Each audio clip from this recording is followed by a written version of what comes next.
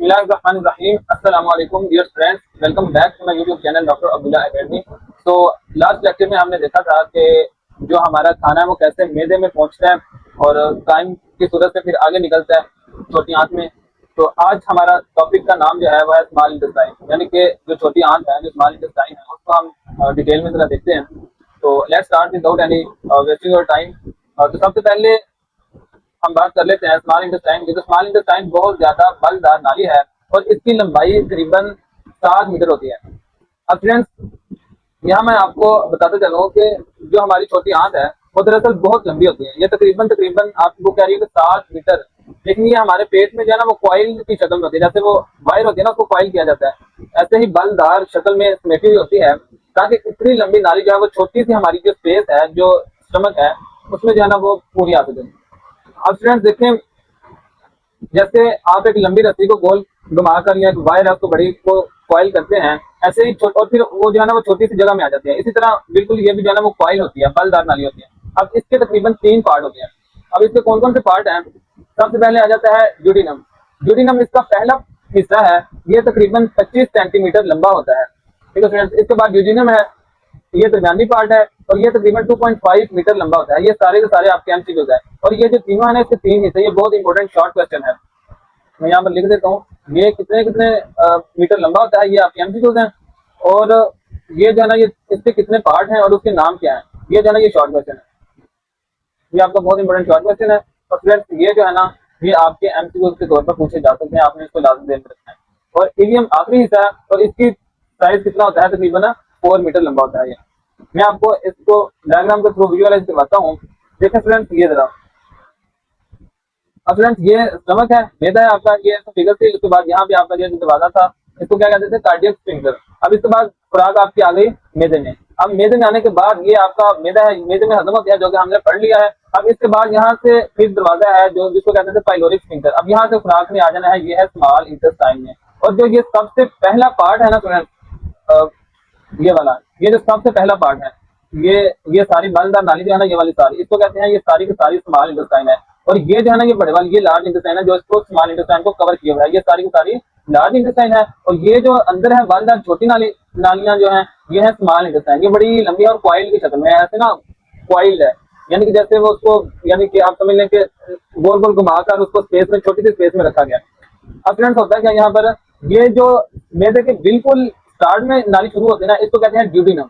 ठीक है, और फिर बाद में आती है दरमियान में करके इधर करके नाली आती है, उसको कहते हैं ड्यूडिनम। और जहां से स्मॉल इंटेस्टाइन लार्ज इंटेस्टाइन में जा रही होती है, इसको कहते हैं इलियम। ये इसके 3 हिस्से हैं फ्रेंड्स। अब इसके बाद हम टेक्स्ट पर चलते हैं, आपकी बुक क्या कह रही है। उसके बाद आ जाता है कि जो ड्यूडिनम है वो खुराक पर जिगर और लबलबा की रतूबतें असर करती हैं। जिगर, लीवर और लबलबा जो है वो हमारा जो है पंक्रियाज, उसकी रतूबतें असर करती हैं। किस पर? ड्यूडिनम पर। अब ड्यूडिनम जो है वो जगह है जो जिगर और लबलबा जो है पंक्रियाज जो है उसकी रतूबतें आकर खाने पर असर करती हैं। और इन रतूबतों में मौजूद एंजाइम्स होते हैं और केमिकल्स भी होते हैं, जो क्या करते हैं, खाने को बेसिकली हजम कर रहे होते हैं। और ये जो है ना हमारे पास ड्यूडिनम में आकर इन दोनों की रतूबतें असर करती हैं। अच्छा, जिगर की रतूबत यानी बाइल एक नाली यानी कॉमन बाइल डक्ट के जरिए ड्यूडिनम में दाखिल होती है। अब ये भी मैं आपको विजुअलाइज करवाऊं अगर, तो फ्रेंड्स ये देखें जरा।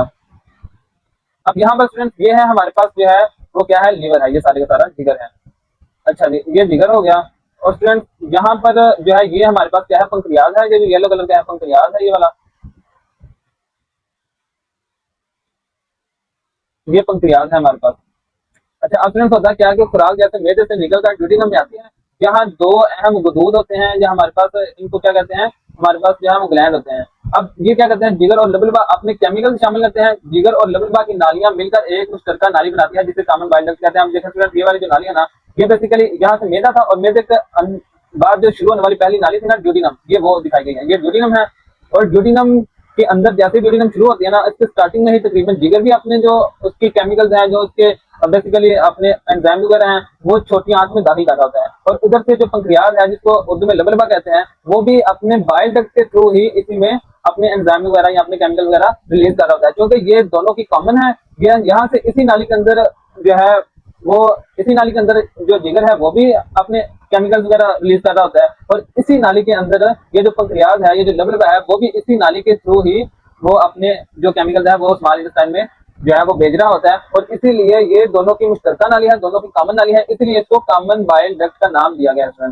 आज हम बात कर लेते हैं कि बाइल में ऐसे नमकियात होते हैं जो बड़ी फैट को छोटे कतरों में तोड़ देते हैं। अब फ्रेंड्स यहाँ क्या एक दूध या प्याल बनता है जिसमें फैट के कतरे अलग अलग रहते हैं। अब इस अमल को जो है वो इमल्सिफिकेशन कहते हैं। अब इमल्सिफिकेशन जो है वो एक ऐसा अमल है जिसमें बाइल में मौजूद नमकियात जो होते हैं हमारे पास यहाँ पर ये वाले, ये नमकियात जो है ये बड़ी चिकनाई जो होती है या बड़े जो फैट्स होते हैं उसको छोटे छोटे कतरों में तोड़ देते हैं। इससे क्या होता है, इससे चिकनाई जो होती है या हमारे जो फैट्स होते हैं उसका सरफेस एरिया या उसका रकबा जो है वो बढ़ जाता है और एंजाइम जो है वो आसानी से इसे हजम कर देते हैं। मैं आपको इसको भी विजुअलाइज करवाता हूँ। ये देखें स्टूडेंट, यहाँ पर जो है ये है हमारे पास फैट का एक बड़ा जो है ना वो ड्रॉपलेट है, ठीक है। अब ये इतना बड़ा फैट है, अब ये छोटे सेल्स में ये नहीं जा सकता। अब होगा क्या, होता ये है कि ये यहाँ पर कुछ हमारे पास जो है वो क्या होता है कि बाइल के अंदर जो पीछे हम पढ़ के आए हैं कि नमकियात वगैरह होते हैं जो क्या करते हैं, ये बड़ी फैट को, ये वाले जो नमकियात है ये बाइल बाइल बेसिकली आता है, बाइल के अंदर केमिकल्स होते हैं, नमकियात होते हैं, ये क्या करते हैं, ये बड़े फैट को ये देखें ये इसको तोड़ा है और तोड़ने के बाद ये छोटे छोटे जो है ना वो ड्रॉपलेट की सूरत में इसको कन्वर्ट कर देता है ताकि हमारे सेल जो है ना इसे इजीली जज़ब कर सके। यहाँ पे इसको इमल्सिफाइड फैट कहते हैं। ये फैट है और ये किस में कन्वर्ट हो गया है, ये है इमल्सिफाइड फैट। हुआ किस वजह से है, बाइल जो बाइल के अंदर नमकियात होते हैं और वो जो है ना इनको छोटे छोटे जो है वो टुकड़ों में तोड़ देते हैं और छोटे छोटे कतरों में तोड़ने वाले अमल को जो है वो इमल्सिफिकेशन कहते हैं। और ये आपका बहुत इंपॉर्टेंट शॉर्ट क्वेश्चन है कि डिफाइन इमल्सिफिकेशन, ठीक है। चलते हैं इसके बाद हम चलते हैं कि पंक्रियाज की रतूबत यानी पंक्रियाटिक डक्ट जोश के जरिए ड्यूडिनम में दाखिल होता है, जो मैंने आपको दिखा दिया। ये पंक्रियाटिक डक्ट ड्यूडिनम में दाखिल होने से पहले बाइल कॉमन बाइल में डक्ट में खुल जाती है। वही जो कॉमन बाइल डक्ट है उसी में ही दोनों यानी कि पंक्रियाज भी अपने एंजाइम या अपने केमिकल उसमें रिलीज कर रहा होता है। ये वाली चीज इसी की बात हो रही है कि ये वाला जो कॉमन बाइल डक्ट है ना, ये दोनों यानी कि जिगर भी इसी के थ्रू ही हमारे जो स्मॉल इंटेस्टाइन में भेज रहा होता है, और ये जो पंक्रियाज है ये भी इसी कॉमन बाइल डक्ट के थ्रू ही अपने केमिकल वगैरह स्मॉल इंटेस्टाइन में भेज रहा होता है। इसी की बात अब भी हो रही है। अब इसके बाद हम बात कर लेते हैं कि पैंक्रियाटिक जूस में कई एंजाइम हैं, मतलब ट्रिप्सिन, पैंक्रियाटिक अमाइलेज और लैक्टेज। ये जो है ना वो पैंक्रियाटिक जूस के अंदर एंजाइम्स होते हैं जो कि पैंक्रियाज से रिलीज हो रहे होते हैं ऊपर जो येलो कलर की मैंने आपको दिखाई थी। ये एंजाइम्स प्रोटीन, कार्बोहाइड्रेट्स और लिपिड के हाजमे में मदद देते हैं। ये एंजाइम है, इन्होंने क्या करना है, बेसिकली इन्होंने डाइजेस्ट करना है हमारे किस को ये डाइजेस्ट करेगा, ये आगे हम देख भी लेते हैं कि कौन सा एंजाइम किसको जो है ना वो हाजमा जो है वो कर रहा होता है, हाजमे मदद कर रहा होता है। अब फ्रेंड्स इसके बाद हम ये जो एंजाइम है ये बेसिकली क्या, फॉर एग्जांपल अगर बात कर लेते हैं कि ट्रिप्सिन की, तो ट्रिप्सिन क्या करता है, ट्रिप्सिन जो है वो प्रोटीन को जो है वो तोड़ता है। आगे पैंक्रियाटिक अमाइलेज है, ये क्या करता है, ये कार्बोहाइड्रेट्स वगैरह को तोड़ेगा, और लाइपेज है ये किसको तोड़ेगा, लिपिड वगैरह को। अब यहाँ पर एक एमसीक्यू भी बन सकता है कि पैंक्रियाटिक जूस में कौन सा एंजाइम प्रोटीन को तोड़ता है, कौन सा एंजाइम, जो कि आगे आपकी टेबल में सारा उसको डिटेल में बताया गया हुआ है। अब इसके बाद हम बात कर लेते हैं कि पैंक्रियाटिक जूस में सोडियम बाइकार्बोनेट भी होता है जो काइम की तेजाबियत को न्यूट्रलाइज करता है। अब इसका मतलब हुआ कि काइम जो मैदे से आता है, वो जो शोरबे की शक्ल में होता है, वो काइम जो मैदे से आता है स्मॉल इंटेस्टाइन में, ये बहुत तेजाब होता है क्योंकि इसमें आपने पढ़ा था HCl रिलीज हो रहा होता है। अब HCl की वजह से ये बहुत ज्यादा तेजाबियत में होता है, और पैंक्रियाटिक जूस में सोडियम बाइकार्बोनेट जो है ये जो रिलीज हो रहा होता है, इसमें क्या होता है कि मैं अगर इसको साथ हाईलाइट कर दूं तो पैंक्रियाटिक जूस में ये जो सोडियम बाइकार्बोनेट रिलीज हो रहा होता है, ये क्या करता है, इसकी तेजाबियत को खत्म करता है, न्यूट्रलाइज करता है। जब ये न्यूट्रलाइज हो जाता है तो स्टूडेंट्स इसलिए न्यूट्रलाइज करता है ताकि आंत की जो दीवारें हैं, जो स्मॉल इंटेस्टाइन की जो दीवारें हैं, उसको नुकसान ना पहुंचे, ये न्यूट्रलाइज हो जाए। और इंटेस्टाइन की दीवारों में मौजूद ग्लैंड भी एंजाइम खारिज करते हैं जो तमाम इंसान की खुराक की डाइजेशन में हेल्प करते हैं या डाइजेशन को मुकम्मल करते हैं। यानी कि छोटी आंत जो है, जो स्मॉल इंटेस्टाइन है, उसकी दीवारों में भी छोटे छोटे ग्लैंड होते हैं जो एंजाइम खारिज कर रहे होते हैं। एक तो जो बड़े बड़े ग्लैंड हैं जो बेसिकली उसकी हेल्प कर रहे होते हैं स्मॉल इंटेस्टाइन में, एक तो आपने पढ़ा कि जिगर में जो है वो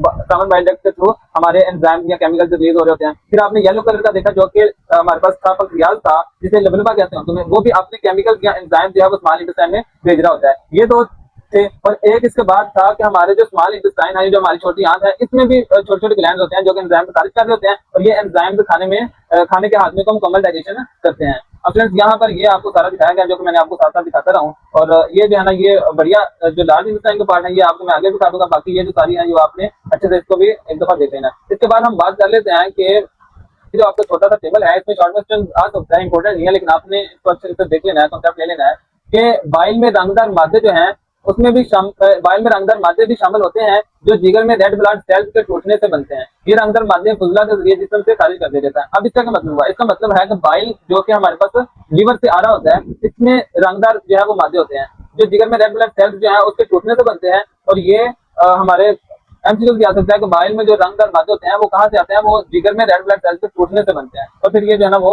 इसलिए आपका जो फीसिस होती है, जो आपका खुजला होता है वो कभी ब्राउन कलर का होता है या कभी जो है ना वो आपका येलो कलर का भी होता है। तो ये इस वजह से रेड ब्लड सेल्स के टूटने की वजह से जो हमारे जो होते हैं वो खुजला के जरिए जिस्म से खारिज कर दिए जाते हैं, जिस वजह से ये कलर होते हैं। ये आपने देख लेना है कि इसकी जो वजह है वो है रेड ब्लड सेल्स के टूटने की वजह। ठीक है जी। अब इसके बाद हम बात कर लेते हैं स्टूडेंट्स के खुराक का इंतजाम, यानी कि खुराक की अब्जॉर्प्शन कैसे होती है, ये जज़ब कैसे होती है। पहले हम बात कर लेते हैं कि इसमें से कौन कौन सा जो है वो शॉर्ट क्वेश्चन आ सकता है। शॉर्ट क्वेश्चन जो है वो एक तो ये इंपॉर्टेंट बन सकता है कि आपने इमल्सिफिकेशन को डिफाइन करना है, ये आपका शॉर्ट क्वेश्चन है स्टूडेंट। अब इसके बाद और कौन सा शॉर्ट क्वेश्चन आ सकता है, एक मैंने आपको शुरू में बताया था वो बहुत इंपॉर्टेंट शॉर्ट क्वेश्चन है कि आपने इसको बहुत अच्छे से देखना है कि ये जो है ये ड्यूडेनम जिजिनम इलियम जो है वो स्मॉल इंटेस्टाइन के 3 हिस्से के नाम लिखें, और ये वाले सारे के सारे आपके एमसीक्यूज में पूछा जा सकता है।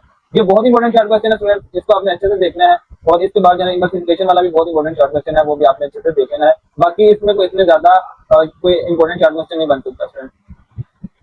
और उसके बाद हम बात कर लेते हैं कि अब्जॉर्प्शन ऑफ फूड की। अब अब्जॉर्प्शन ऑफ फूड स्टूडेंट्स, अब ये क्या चीज है कि खुराक की मुकम्मल डाइजेशन के बाद इख्तितामी प्रोडक्ट यानी अमाइनो एसिड, सादा शुगर, कोलेस्ट्रॉल और फैटी एसिड एलिमेंट्री कैनाल से निकलकर सर्कुलेटरी सिस्टम में जाते हैं।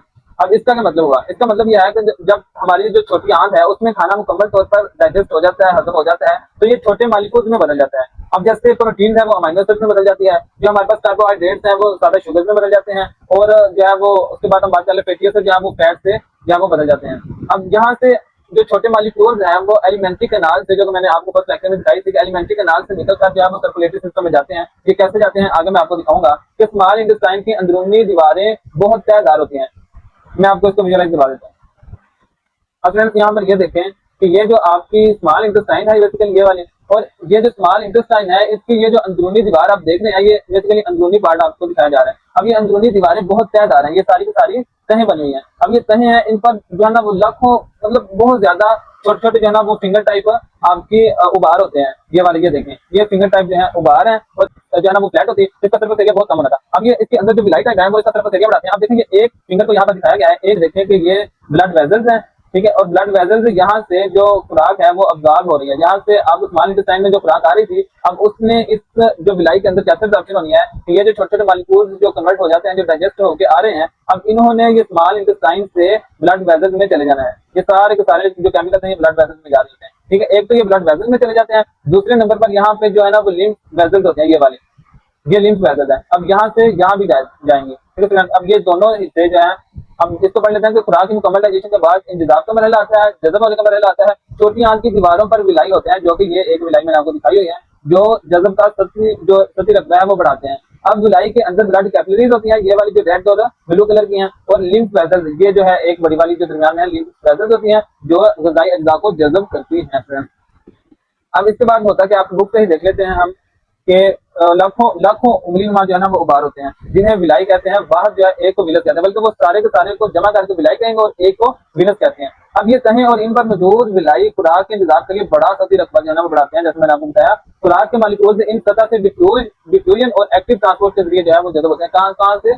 एक्टिव ट्रांसपोर्ट से और डिफ्यूजन के थ्रू। अब स्टूडेंट्स एक्टिव ट्रांसपोर्ट क्या है? एक्टिव ट्रांसपोर्ट वो है जिसमें जो खुराक है वो कम मकदार से ज्यादा मकदार की तरफ जाती है, और इसमें जो है ना वो एनर्जी वगैरह की जरूरत होती है। और जो डिफ्यूजन है वो क्या है? वो ज्यादा मकदार से कम की तरफ जाता है, वो खुद ब खुद चली जाती है, वो बगैर एनर्जी के होता है। अब हर विलस की दीवार सेल की जो है वो दीवार जो है वो सेल की सिर्फ एक ही तह पर बनी होती है।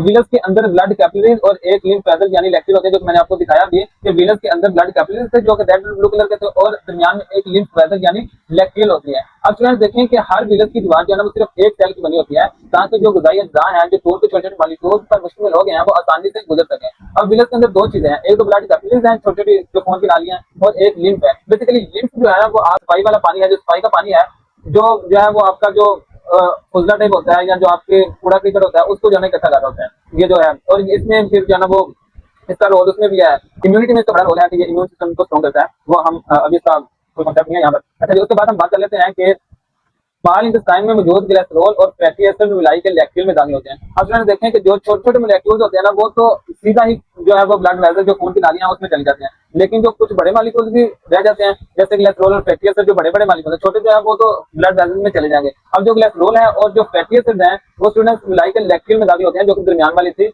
ये वाली जो है वो लैक्टिल है, और ये जो रेड और ब्लू है ये ब्लड कैपिलरीज है, और ये जो दरमियान वाली है ये है लिम्फ वेसल। अब स्टूडेंट्स होता क्या है कि फिर क्या करते हैं, लेक्टियल इन्हें बड़ी लिम्फ वेसल में ले जाते हैं। ये लिम्फ वेसल दिल के करीब बड़ी ब्लड वेसल में खुलती है, यानी कि वहां पर तो जो हमारे पास विलस के पास जो ब्लड वेसल थी, जो खून की नालियां थी, वो बहुत बड़ी बड़ी थी। आप देखें ना कि विलस का साइज क्या हो सकता है, वो बहुत जो है ना वो उसका साइज बहुत कम होगा। अब उसके अंदर ब्लड वेसल और भी कम होंगे, लेकिन जो बड़े बड़े मोलेक्यूल्स हैं वो वहां से लैक्टियल में जाते हैं और फिर लैक्टियल से बड़ी जो लिम्फ वेसल्स होती है ना उसमें जाते हैं और फिर वहां से जो दिल के करीब बड़ी बड़ी ब्लड वेसल्स है वहां पे चले जाते हैं, क्योंकि ये बड़े मॉलिक्यूल्स होते हैं बड़े जो दिल के करीब ब्लड वेसल्स है वो बड़ी होती है और उसमें चले जाते हैं। लेकिन जो छोटे मॉलिक्यूल्स हैं वो जो लिम्फ के अंदर ब्लड वेसल्स है वो छोटे छोटे ब्लड वेसल्स में जज्ब हो सकती है और वो उधर से ही जज्ब हो जाते हैं। बेसिकली इन्होंने जाना ब्लड वेसल्स में और फिर ब्लड वेसल्स के थ्रू पूरी बॉडी के सेल में एनर्जी या ग़िज़ाई अज़्ज़ा जो है वो मिलने हैं। अब स्टूडेंट्स आगे क्या कह रहा है कि अमीनो एसिड और सादा शुगर ब्लड विलाई की ब्लड कैपिलरीज में दाखिल हो जाता है, क्योंकि ये छोटे छोटे होते हैं और ये यहाँ से ब्लड कैपिलरीज में चले जाते हैं। ये कैपिलरीज मिलकर हेपेटिक जो है वो हेपेटिक पोर्टल वेन बनाती हैं जो इन मादों को जिगर में ले जाती हैं। अब स्टूडेंट इसका क्या मतलब हुआ, इसका मतलब ये है पास जो है वो एक नाली है जो जिगर तक हमारे लीवर तक ग़िज़ाई अज्जा को न्यूट्रिएंट्स को पहुंचाती है। अब ये सारी मिलकर एक वेन के थ्रू जिगर में जा रही है। अब जिगर से खुराक के जरूरी मॉलिक्यूल्स हेपेटिक वेन के जरिए दिल की तरफ चले जाते हैं और पहले हेपेटिक पोर्टल वेन से जाती है जिगर में, फिर हेपेटिक वेन के जरिए ये दिल की तरफ चले जाता है, जहां से इन्हें जिस्म को तमाम हिस्सों में तकसीम कर दिया जाता है, क्योंकि जो दिल है वही पंप कर रहा होता है ब्लड को पूरे हिस्से में, जिस्म के तमाम हिस्सों में, और यहाँ से फिर जन्म पूरे जिस्म के तमाम हिस्सों में तक चली जाते हैं। अब जो स्टूडेंट इसके बाद कह रहा है कि अब इसका क्या मतलब हुआ कि ये सारी की सारी जो ब्लड वेसल्स हैं ये सारी मिलकर जो है हेपेटिक पोर्टल वेन बनाती हैं और यहाँ से फिर जिगर में चली गई। अब जिगर क्या करता है, ये जिगर इन्हें न्यूट्रिएंट्स को पकड़ता है, प्रोसेस करता है और फिर इन्हें हेपेटिक वेन, ऊपर हेपेटिक पोर्टल वेन थी जहाँ से जिगर में जा रही है, फिर यहाँ से हेपेटिक वेन है जो कि फिर जो प्रोसेस हो जाती हैं सारी चीजें उनको फिर हेपेटिक वेन के जरिए दिल तक भेजा जाता है, दिल इन्हें जो है वो पूरे जिस्म तक पहुंचा देता है। अब इसके बाद ये टेबल देख लेते हैं कि सिस्टम के बंद सिरे से पर एक छोटी उंगली नुमा अपेंडिक्स होती है। अपेंडिक्स में इन्फेक्शन जो है वो शदीद दर्द का सबब है। अब ये अपेंडिक्स कौन सी है, ये सिस्टम के जो बंद सिरे हैं उस पर एक छोटी सी नली टाइप होती है जिसे अपेंडिक्स कहते हैं। मैं आपको दिखाता हूँ, जहां से जो है वो स्मॉल इंटेस्टाइन, लार्ज इंटेस्टाइन, यानी कि स्मॉल इंटेस्टाइन जो है एंड हो रही होती है, लार्ज इंटेस्टाइन शुरू हो रही होती है, वहां पर ये छोटी सी नाली होती है। ये मैं आपको दिखाता हूँ, यहाँ पर ये देखें स्टूडेंट, यहाँ पर स्ट्रक्चर होता है जिसे अपेंडिक्स कहते हैं। ये है अपेंडिक्स। अब स्टूडेंट ये अपेंडिक्स क्या करता है इसके बारे में हम पढ़ लेते हैं कि ये जो अपेंडिक्स है ये अपेंडिक्स में इंफेक्शन शदीद दर्द का सबब बनता है। अब जो है ना वो, और इसे जो है अगर मुतअद्दी अपेंडिक्स को सर्जरी के जरिए निकाला ना जाए तो ये फट सकता है और शदीद इंफेक्शन में फैल सकता है। यानी कि अगर हमारे पास जो अपेंडिक्स थी उसमें इंफेक्शन हो जाए तो ये शदीद दर्द होता है, इसे अपेंडिसाइटिस कहते हैं। अगर ये सर्जरी ना की जाए तो ये फट सकता है और इन्फेक्शन जो है वो पूरे पेट में कह रहे हैं कि फैल सकता है, और इसका इलाज ये है कि इसको सर्जरी के थ्रू निकाल देते हैं। स्टूडेंट आ जाता है, ये हमारे पास टेबल है, ये 1.1 एलिमेंट्री कैनाल के मुख्तलिफ हिस्सों में एंजाइम के फाल्ट। स्टूडेंट ये इस तरह के जो लॉन्ग क्वेश्चन है वो बहुत कम ही आते हैं, यहाँ से एमसीक्यू बहुत इंपॉर्टेंट बन सकते हैं, लेकिन लॉन्ग क्वेश्चन के तौर पर भी ये आ सकते हैं। आपने इसको अच्छे से मैं आपको दिखा देता हूँ, आपने इसको याद कैसे करना है। स्टूडेंट मैं आपको निमोनिक्स के थ्रू यहाँ आपको एक ट्रिक दे देता हूँ जिस तरह आपको इजीली याद हो सके। अब स्टूडेंट यहाँ पे जो है ना वो मैं आपको बताता हूँ क्या। अब स्टूडेंट देखें कि ये एक बहुत इंपॉर्टेंट टेबल है और जिसमें मुख्तलिफ एंजाइम्स हैं और उसके सबस्ट्रेट्स और प्रोडक्ट्स को जाहिर करता है। अब स्टूडेंट एंजाइम्स हैं वो प्रोटीन्स हैं जो खाने को क्या करते हैं, हजम करते हैं। हर एंजाइम का जो है ना वो एक खास काम होता है, और जो सबस्ट्रेट है तो जिसको तोड़ता है और जिसको तोड़कर कन्वर्ट करता है, जो बनाता है, उसको कहते हैं प्रोडक्ट। अब फ्रेंड्स ये देखें कि ये एलिमेंट्री कैनाल का हिस्सा है कि पहले ओरल कैविटी है कि ओरल कैविटी में कौन सा एंजाइम होता है, फिर उसके बाद मैदा आ जाता है तो मैदे के अंदर कौन सा एंजाइम होता है, फिर उसके बाद स्मॉल इंटेस्टाइन उसमें कौन सा एंजाइम होता है। तो सबसे पहले हम देख लेते हैं ओरल कैविटी, जो कि हम पहले देखकर भी आ चुके हैं कि ओरल कैविटी के अंदर होता है स्लाइवरी अमाइलेज, जो कि मुंह के जो तीन एंजाइम थे, जो बेसिकली तीन ग्लैंड थे, वहां से ये स्लाइवरी अमाइलेज बन रहा होता है। और ये क्या करता है कि अमाइलेज जो है ना, जहां पे जो अमाइलेज है बेसिकली ये स्टार्च को तोड़ रहा होता है। अब देखिए ये वाला जो है इसको हमें याद रखना है कि ये स्लाइवरी अमाइलेज है, और अमाइलेज किसको तोड़ रहा होता है, स्टार्च को किसमें कन्वर्ट कर रहा होता है, माल्टोज में। अब स्टूडेंट यहाँ पे ये जो स्मॉल इंटेस्टाइन के अंदर भी एक पैंक्रियाटिक अमाइलेज होता है, ये भी अमाइलेज है, तो ये भी क्या करेगा, स्टार्च को माल्टोज में तोड़ेगा। अब स्टूडेंट इसके बाद जो है ना वो कन्वर्ट, ये दोनों हो गए, इसको आपने याद रखना है। इसके बाद हम बात कर लेते हैं कि मैदे के अंदर कौन सा एंजाइम होता है। मैदे के अंदर हमने पढ़ा था कि पेप्सिनोजिन और एचसीएल रिलीज हो रहे होते हैं, और फिर जो है ना वो गैस्ट्रिक ग्लैंड होते हैं उधर से, और फिर उसके बाद जो है ना वो पेप्सिन में कन्वर्ट हो रहा होता है। तो पेप्सिन बेसिकली एक एंजाइम है जो क्या करता है कि प्रोटीन को पेप्टाइड में तोड़ता है। ठीक है फ्रेंड्स, ये दोनों मिलके आपस में याद होने के लिए ये दोनों आपने याद रखने आते हैं। दोनों अमाइलेज और अमाइलेज क्या करते हैं, स्टार्च को माल्टोज में कन्वर्ट करते हैं। उसके बाद हम बात कर लेते हैं कि ये वाला जो पेप्सिन है, ये और कीमोट्रिप्सिन, पेप्सिन और कीमोट्रिप्सिन ये प्रोटीन को पेप्टाइड में तोड़ते हैं। पेप्सिन, ट्रिप्सिन, कीमोट्रिप्सिन, इन तीनों के जो है निमोनिक बन सकता है, या तीनों की आवाज सेम है कि पेप्सिन, ट्रिप्सिन और कीमोट्रिप्सिन, ये तीनों के तीनों क्या करते हैं, प्रोटीन को अमीनो एसिड में कन्वर्ट कर देते हैं। कौन कौन से, ये पेप्सिन, ये ट्रिप्सिन और फिर इसके बाद जो है ना ये कीमोट्रिप्सिन, ये तीनों सेम हो गए। क्या किया, प्रोटीन को पेप्टाइड में बदल दिया। अब पेप्टाइड को आगे अमीनो एसिड में बदलना है, वो पेप्टाइडेज एंजाइम है जो कि क्या करेगा कि पेप्टाइड को आगे अमीनो एसिड में बदल देगा। अब स्टूडेंट्स इसके बाद जो है ना वो आगे एक डाइपेप्टाइडेज होता है। एक तो ये पेप्टाइडेज है जो कि पेप्टाइड को अमीनो एसिड में बदलता है, और फिर जो है ना वो डाइपेप्टाइडेज है, ये क्या करता है स्टूडेंट्स, ये जो है वो इसको करता है कि डाइपेप्टाइडेज को अमीनो एसिड में बदल देता है। अब इसके बाद जो है ना वो लाइपेज है, ये फैट्स को फैटी एसिड में बदलेगा, और फिर ये कुछ जो है ना वो डीएनए के हैं जो डीएनए वगैरह को चेंज करते हैं, और जिसमें आ जाती है न्यूक्लियस आ जाती है जो कि न्यूक्लिक एसिड को न्यूक्लियोटाइड में बदल देता है, फिर माल्टेज माल्टोज को आगे बदलता है। तो स्टूडेंट्स ये आपने इस तरह करके ना निमोनिक्स बनाकर याद रख लेना है कि कॉन्टेंट्स इस तरह करके ना आपने याद रख लेना है कि कौन सा एंजाइम है, किस स्टेज पर काम करता है और इससे क्या बनाता है, यानी कि इससे प्रोडक्ट कौन से बनता है। ये टेबल आपने एमसीक्यू के लिए याद कर लेना है लाजमी। और इसके बाद हम बात कर लेते हैं कि जो हमारी लार्ज इंटेस्टाइन है उसकी, तो उसमें क्या होता है स्टूडेंट, खुराक है और कुछ पानी के इंतजाम के बाद, यानी कि स्मॉल इंटेस्टाइन में एक तो खुराक है वो हजम होती है, और दूसरे नंबर पर पानी जो है वो जज़ब कर लिया जाता है, और कुछ पानी के इंतजाम के बाद जो है वो गैर हजमशुदा खुराक अब जो हजम हो जाती है वो तो बिलाई के थ्रू जो है ना वो जिगर के थ्रू फिर वो आगे हार्ट के थ्रू पंप हो जाती है पूरी बॉडी में, और जो कुछ गैर हजमशुदा खुराक और पानी ये पेरिस्टालसिस के जरिए लार्ज इंटेस्टाइन में चले जाते हैं। अब इसके बाद क्या होता है, लार्ज इंटेस्टाइन के जो है वो तीन हिस्से हैं, यानी सीकम जो स्मॉल इंटेस्टाइन के साथ लगी एक छोटी सी थैली है, जिस सीकम से ही बेसिकली वो जो हमारी अपेंडिक्स है वो निकल रही होती है, और ये जो थैली है और कोलोन है इसके बाद, और इसके बाद है रेक्टम। जैसे स्मॉल इंटेस्टाइन का था सबसे पहले पार्ट था ड्यूडिनम, फिर एंड पे था इलियम, और इसी के भी तीन पार्ट हैं। कौन कौन से? सबसे पहले आ जाता है सीकम। मैं आपको विजुअलाइज करवाता हूँ डायग्राम के थ्रू। तो स्टूडेंट्स ये देखें, यहाँ पे ये वाली सारी की सारी थी हमारे पास स्मॉल इंटेस्टाइन, ये सारी की सारी ये स्मॉल इंटेस्टाइन थी। स्मॉल इंटेस्टाइन में यहाँ से खत्म हो गई, और खत्म होने के बाद यहाँ से जो है ना वो लार्ज इंटेस्टाइन आ गई। ये वाली जो है ना ये थैली टाइप होती है, जिसको कहते हैं सीकम, और सीकम से ही बेसिकली ये जो है ना अपेंडिक्स आपकी निकली हुई होती है, और यहाँ से फिर जो है ना वो हमारे पास हो जाती है लार्ज इंटेस्टाइन शुरू। ये सारी की सारी लार्ज इंटेस्टाइन है, और लार्ज इंटेस्टाइन के भी तीन हिस्से हैं। कौन कौन सा है? एक तो ये सीकम हो गया, फिर उसके बाद ये है जो ये कोलोन है, और एंड वाला जो इसका हिस्सा है उसको कहते हैं रेक्टम। अब ये जो तीनों के तीनों जो है ना वो जो हमारे पास लार्ज इंटेस्टाइन है, ये जो बड़ी आंत है उसके ये पार्ट है।